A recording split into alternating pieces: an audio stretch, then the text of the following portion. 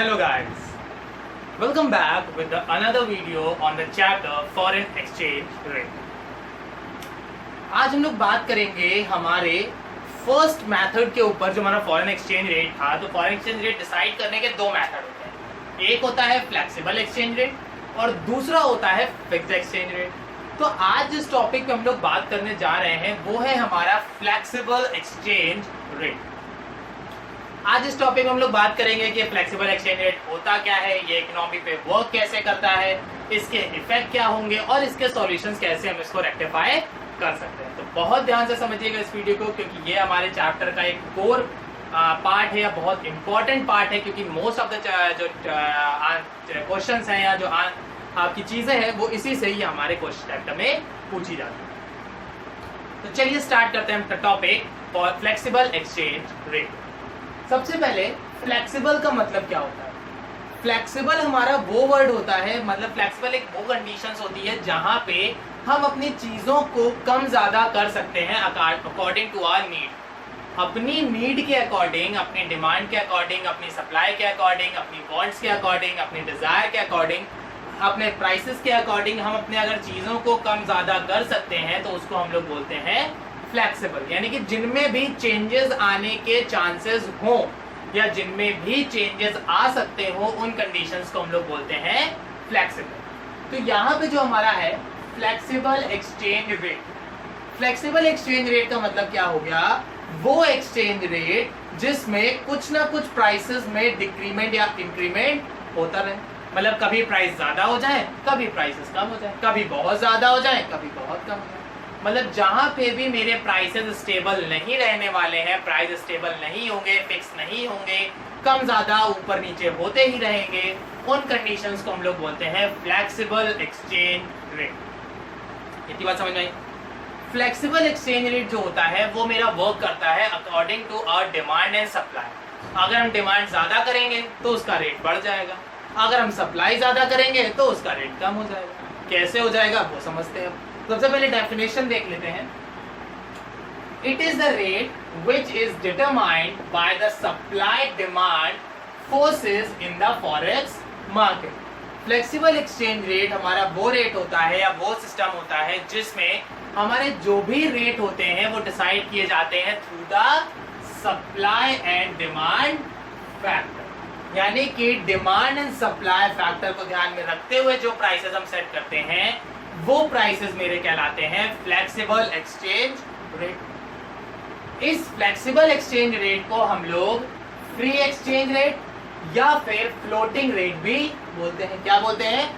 Free exchange rate या फिर floating rate. अब फ्री एक्सचेंज रेट क्यों बोलते हैं? फ्री एक्सचेंज का मतलब हो गया जिसमें कोई बाउंडेशन नहीं है, कोई लिमिटेशन नहीं है, कोई रेस्ट्रिक्शंस नहीं है, कुछ भी नहीं, नथिंग इज देयर। सिंपल सी क्या चीज है, आपका कहीं भी फ्रीली वो मूव कर सकता है। या तो बहुत ज्यादा प्राइसेस भी हो सकते हैं, बहुत कम प्राइसेस भी हो सकते हैं, या इक्वल भी हो सकते हैं। तो फ्री है, मतलब वो फ्री है, उसके ऊपर किसी भी तरह की बाउंडेशन या रिस्ट्रिक्शंस नहीं है। तो जब किसी भी तरह की बाउंडेशन या रिस्ट्रिक्शंस नहीं है तो वो मेरा कहलाता है फ्री एक्सचेंज रेट। सेकेंड मेरा आता है फ्लोटिंग रेट। फ्लोटिंग रेट का मतलब क्या हो गया? फ्लोट मतलब बहना, जो चीजें बहती हैं, मूव करती हैं, कभी ऊपर कभी नीचे, फिर ऊपर फिर नीचे। तो जो चीजें मूव करती हैं या फ्लोट करती हैं या बहती हैं उनको बोलते हैं फ्लोटिंग।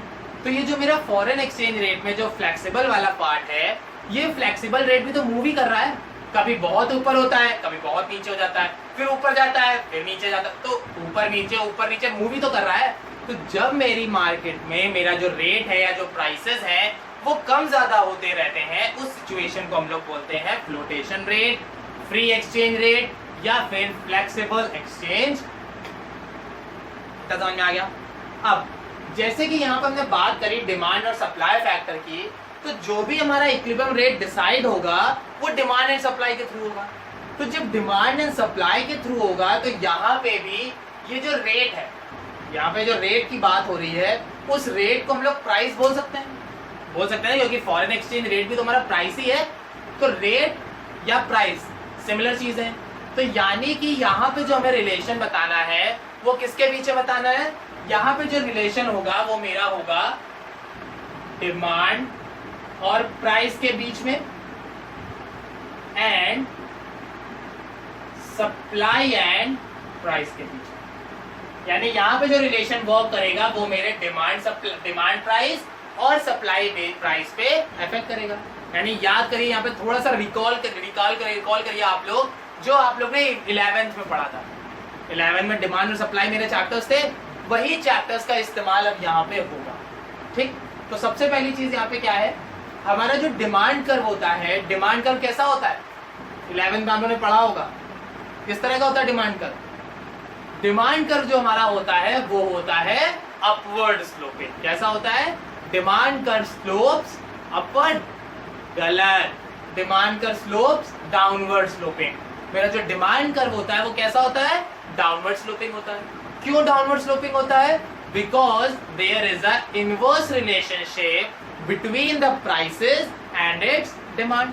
हमारे प्राइस और डिमांड में इनवर्स रिलेशन होने की वजह से मेरा जो डिमांड कर्व होता है वो कैसा होता है, डाउनवर्ड स्लोपिंग होता है। तो यहाँ पे भी ये जो मेरा ये वाला कर्व है ये क्या हो जाएगा, ये हो जाएगा मेरा डिमांड कर्व। और मेरे प्राइसेस एंड सप्लाई के बीच में रिलेशन कैसा होता है, पॉजिटिव रिलेशन होता है। तो पॉजिटिव रिलेशन होने की वजह से मेरा सप्लाई कर्व कैसा होगा, अपवर्ड स्लोपिंग होगा। तो सप्लाई कर्व मैंने कैसा बना दिया, अपवर्ड स्लोपिंग बना दिया। डिमांड और प्राइस में इनवर्स रिलेशन होने की वजह से डिमांड कर्व डाउनवर्ड स्लोपिंग होता है। सप्लाई और प्राइस में पॉजिटिव रिलेशन होने की वजह से सप्लाई कर्व मेरा अपवर्ड स्लोपिंग होता है। जिस पॉइंट पे ये दोनों जाके टच करते हैं एक दूसरे को, यानी कि यहाँ पे टच कर रहा है पॉइंट ई पे, तो ये जो मेरा पॉइंट ई है, ये पॉइंट ई मेरा कहलाएगा पॉइंट ऑफ इक्विलिब्रियम। जिस पॉइंट पे मेरी डिमांड या सप्लाई इक्वल हो जाती है, या जिस रेट पे मेरी डिमांड और सप्लाई इक्वल हो जाती है, उस रेट को हम लोग बोलते हैं फॉरेन एक्सचेंज रेट या फिर पॉइंट ऑफ इक्विलिब्रियम। इतनी बात समझ आई। अब पहले डिमांड का पार्ट डिस्कस कर लेते हैं कि डिमांड के केस में जैसे कि हमने बताया, जो हमारे प्राइस और डिमांड है उनमें इनवर्स रिलेशन होता है। यानी प्राइसेस ज्यादा होंगी तो डिमांड कम हो जाएगी। तो यहाँ पे भी वही चीज होगी। इन केस अगर आपका जो रेट है वो ज्यादा होगा तो आपकी जो डिमांड है वो क्या हो जाएगी, कम हो जाएगी। वहीं आपका जो रेट है वो कम हो जाएगा तो आपकी डिमांड क्या होगी, बढ़ जाएगी। क्योंकि हमारे प्राइस या रेट दोनों एक ही चीज है, मैंने पहले बताया प्राइस और रेट सिमिलर चीजें हैं। तो अगर आपका रेट बढ़ जाता है, रेट इंक्रीज हो जाता है तो महंगा हो गया। जब महंगा हो गया है तो क्या होगा, डिमांड कम हो जाएगी। यहाँ पे ये जो रेट है वो फॉरेन एक्सचेंज रेट है, मतलब कन्वर्जन का रेट है। डिमांड यहाँ पे जो है वो फॉरेन करेंसी की डिमांड है कि हमें यूएस डॉलर चाहिए या नहीं चाहिए, ज्यादा चाहिए या कम चाहिए। तो अगर यहाँ पे फॉरेन एक्सचेंज रेट बढ़ जाता है, यानी कि जो हमारा एक नॉर्मल मान लेते हैं एक एग्जांपल के लिए, कि एक जो मेरा फॉरेन एक्सचेंज रेट जो है, जो मेरा इक्विलिब्रियम पॉइंट है वो है 60 रुपए का। यानी कि ये जो पॉइंट ऑफ इक्विलिब्रियम वाला है वो है 60 रुपए का। अब अगर बढ़ जाते हैं रेट, यानी बढ़ के 70 हो गए, तो पहले हमें $1 के लिए 60 रुपए देने पड़ रहे थे। मतलब 60 रुपए देते थे, हमें $1 मिल जाता था। बट अब सेम वहीं पे हमें क्या करना पड़ रहा है, 70 रुपए देने पड़ रहा है। तो जब हमें 70 रुपए देने पड़ेंगे तो 10 रुपए ज्यादा देना पड़ रहा है। तो जब 10 रुपए ज्यादा देना पड़ रहा है यानी चीजें महंगी हो गई। और जब चीजें महंगी हो जाएंगी तो क्या करते हैं हम, डिमांड कम कर देंगे। और जब डिमांड हम लोग कम कर देंगे तो यहाँ पे जो फॉरेन करेंसी की डिमांड है वो भी कम हो जाएगी। तो इन केस अगर हमारा फॉरेन एक्सचेंज रेट बढ़ जाता है तो फॉरेन करेंसी की डिमांड जो है वो कम हो जाएगी। और वहीं पे अगर फॉरेन एक्सचेंज रेट कम हो जाता है, यानी पहले 60 रुपए था अब 50 रुपए हो गया है, हमें सस्ता मिलने लगा है। अगर हमारे रेट कम हो जाएंगे तो हम डिमांड ज्यादा करने लगेंगे। वही सेम कॉन्सेप्ट है, सिर्फ इतना याद रखो, प्राइस की जगह रेट हो जाएगा और डिमांड की जगह फॉरेन एक्सचेंज डिमांड हो जाएगी, फॉरेन करेंसी की डिमांड। तो अगर आपके रेट ज्यादा है तो फॉरेन एक्सचेंज डिमांड कम हो जाएगी, अगर आपके रेट कम है तो फॉरेन एक्सचेंज डिमांड ज्यादा हो जाएगी। इतनी बात समझ में आई। अब अगर आपका जो ये रेट है ये बढ़ जाता है, अगर आपका रेट जो है वो बढ़ जाता है, यानी रेट बढ़ने पे क्या होगा, हमारी जो डोमेस्टिक करेंसी है वो डेप्रिशिएट हो गई, कम हो गई, हुई ना। तो जब हमारी करेंसी या जब डोमेस्टिक करेंसी फॉरेन करेंसी के कंपैरिजन में कम हो जाती है तो उसको बोलते हैं डेप्रिशिएशन। बहुत ध्यान से समझना ये बात, बहुत ध्यान से समझना। जब यहाँ पे रेट इंक्रीज होगा। रेट इंक्रीज हुआ, जब रेट इंक्रीज हो जाएगा तो हमारी जो डोमेस्टिक करेंसी है, डीसी का मतलब डोमेस्टिक करेंसी, तो जो डोमेस्टिक करेंसी है उसकी वैल्यू क्या हो जाएगी, कम हो जाएगी। क्योंकि भाई जब महंगी हो गई है, पहले हमें 60 रुपए देने पड़ रहे थे, अब हमें 70 रुपए देने पड़ रहे हैं, 10 रुपए ज्यादा देना पड़ रहा है ना। तो जब 10 रुपए ज्यादा देना पड़ रहा है यानी मेरी करेंसी की वैल्यू कम हो गई। तो जब मेरे डोमेस्टिक करेंसी की वैल्यू कम हो जाएगी तो इसको हम लोग बोलते हैं डेप्रिसिएशन। यानी कि जब रेट बढ़ जाएगा, रेट ज्यादा हो जाएगा, तो हमारी जो डोमेस्टिक करेंसी की वैल्यू है वो कम हो जाएगी। और जब डोमेस्टिक करेंसी की वैल्यू फॉरेन करेंसी के कंपैरिजन में कम हो जाती है तो उसको बोलते हैं डेप्रिसिएशन। वहीं पे अगर जो मेरा रेट है वो क्या होता है, कम हो जाता है। रेट कम होने का मतलब क्या हो गया, पहले हमें 60 रुपए देने पड़ रहे थे, अब हमें 50 रुपए देने पड़ रहे हैं। तो जब हमें पैसा कम देना पड़ेगा तो हम एप्रिशिएट हो गए, हम बढ़ गए कि हमें कम पे करना पड़ रहा है। तो जब हम बढ़ गए हैं तो क्या होगा, हमारी डोमेस्टिक करेंसी जो है वो in comparison to the foreign currency increase हो जाएगी। और जब वो फॉरेन करेंसी कंपैरिजन इंक्रीज हो जाएगी तो वो मेरा क्या कहलाएगा, एप्रिशिएशन। तो अगर मेरी यहाँ पे रेट ज्यादा हो जाते हैं तो डोमेस्टिक करेंसी की वैल्यू कम हो जाएगी और डेप्रिशिएशन आ जाएगा। वहीं अगर मेरे रेट कम हो जाते हैं तो डोमेस्टिक करेंसी की वैल्यू बढ़ जाएगी और हमारा जो रेट है वो एप्रिशिएट हो जाएगा। तो सिंपल सा लॉजिक याद रखो, रेट बढ़ेगा तो डेप्रिशिएशन, रेट कम होगा तो एप्रिशिएशन, इनवर्स रिलेशनशिप। तो there is an inverse relationship between the rate and depreciation and appreciation. Rate ज्यादा होगा तो डेप्रिशिएशन होगा, रेट कम होगा तो एप्रिशिएशन। बात समझ में आ गई? डिमांड के बेस पे क्लियर हो गया? चलो, ये तो डिमांड फैक्टर के हिसाब से था। अब आते हैं सप्लाई फैक्टर के अकॉर्डिंग। सप्लाई फैक्टर के अकॉर्डिंग क्या होता है कि जो मेरा सप्लाई होता है तो प्राइस और सप्लाई के बीच में पॉजिटिव रिलेशन होता है। प्राइस ज्यादा होंगे तो सप्लाई ज्यादा होगी, क्योंकि भाई जब महंगा है तो फॉरेन का जो अमेरिका है वो क्या करेगा, ये लो और ले लो करेंसी और ले लो करेंसी और ले लो करेंसी, क्योंकि उसकी तो ज्यादा में बिक रही ना। तो जब आपकी क्या होगी मार्केट में, जब आपके प्राइसेस ज्यादा होंगे तो वो सप्लाई ज्यादा करेंगे, और जब मार्केट में प्राइसेस कम होंगे तो वो सप्लाई रोक लेंगे। तो there is a positive relationship between the price and its quantity supply. हमारे सप्लाई और प्राइस के बीच में पॉजिटिव रिलेशन होने की वजह से हमारा जो सप्लाई कर्व होता है वो कैसा बनता है, अपवर्ड स्लोपिंग बनता है। ठीक, अब सप्लाई कर्व अपवर्ड स्लोपिंग होने की वजह से और पॉजिटिव रिलेशन होने की वजह से क्या होगा, जब हमारी सप्लाई ज्यादा होगी, यहाँ पे क्या होगा, अगर यहाँ पे कंडीशन है, अगर मेरी सप्लाई जो है वो ज्यादा हो रही, सप्लाई ज्यादा होगी तो जो मेरा रेट है वो कम हो जाएगा, क्योंकि जब सप्लाई ज्यादा आने लगेगी तो क्या होगा, अनसोल्ड स्टॉक होगा। वही सेम कंडीशन, जब सप्लाई ज्यादा आएगी करेंसी की, हमें करेंसी चाहिए ही नहीं क्योंकि महंगी है, क्योंकि जब करेंसी महंगी होगी तभी तो वो सप्लाई करेंगे, और जब महंगी होगी तो हम खरीदेंगे नहीं। तो क्या होगा, जब सप्लाई ज्यादा होगी तो उसके रेट क्या होंगे, कम हो जाएंगे। जब रेट कम हो जाएंगे तो जो मेरी डोमेस्टिक करेंसी है वो बढ़ जाएगी, और जब डोमेस्टिक करेंसी बढ़ जाएगी तो ये मेरा कहलाएगा एप्रिशिएशन। वहीं पे अगर मेरी सप्लाई कम हो जाएगी तो मेरे जो रेट है वो बढ़ जाएंगे, रेट बढ़ेंगे तो डोमेस्टिक करेंसी कम हो जाएगी, और ये कहलाएगा डेप्रिशिएशन। मतलब सेम डिमांड का उल्टा हो जाएगा, इनवर्स से फॉलो हो जाएगा डिमांड और सप्लाई के बीच में। क्या हो जाएगा, जब यहाँ पे सप्लाई ज्यादा होगी तो जो सप्लाई ज्यादा होने की वजह से रेट कम हो जाएगा, रेट कम हो जाएगा तो उससे क्या होगा, हमारी जो डोमेस्टिक करेंसी की वैल्यू है वो बढ़ जाएगी, डोमेस्टिक करेंसी की वैल्यू बढ़ जाएगी तो हमारा आ जाएगा एप्रिशिएशन। वहीं अगर सप्लाई कम होगी, सप्लाई नहीं आ रही है वहां से, या सप्लाई कम आ पा रही है, यानी हम डिमांड ज्यादा कर रहे हैं, हम डिमांड ज्यादा करेंगे तो रेट बढ़ जाएगा, रेट बढ़ेगा तो डोमेस्टिक करेंसी की वैल्यू कम हो जाएगी, डोमेस्टिक करेंसी की वैल्यू कम हो जाएगी तो मार्केट में आ जाएगा डेप्रिसिएशन।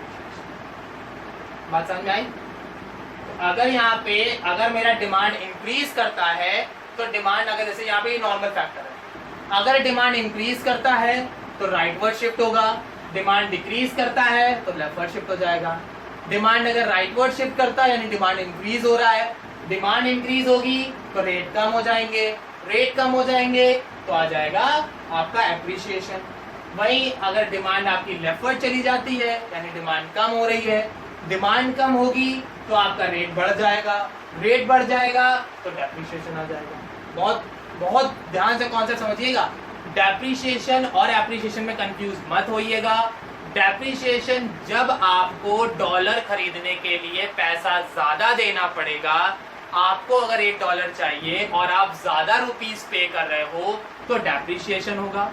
वहीं उसी डॉलर के लिए अगर आप कम पैसे पे कर रहे हो तो वो एप्रिसिएशन होगा। ज्यादा पैसे पे कर रहे हो डेप्रिसिएशन, कम पैसे पे कर रहे हो एप्रिसिएशन। अब डिमांड और सप्लाई के बेस पे ये अलग अलग वर्क करेंगे, क्योंकि डिमांड में इनवर्स रिलेशन होता है, सप्लाई में पॉजिटिव रिलेशन होता है।